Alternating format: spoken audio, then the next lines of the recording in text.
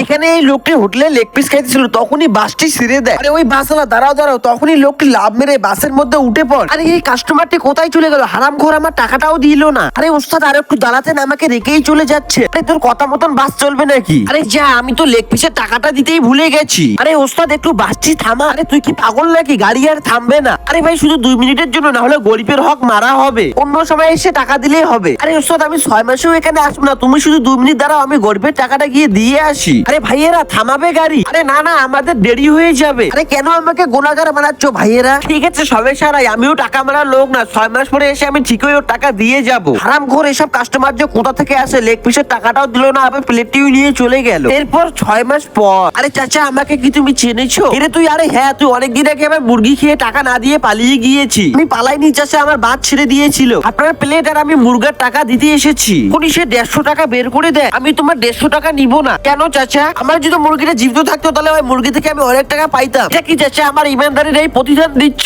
আরে দাঁড়াও তোমরা, আমি ফয়সালা করছি। চাচা 1 প্লেট বিরিয়ানি দাও। এই নেও। আপনি এই বিরিয়ানি গুলো জমিতে গিয়ে ছিটাবেন, এই বিরিয়ানি থেকে ফসল হলে অনেক টাকা কামাবেন। এই চাউল থেকে ফসল হবে কিভাবে? তাহলে তোমার রান্না করা মুরগি ডিম দেবে কিভাবে?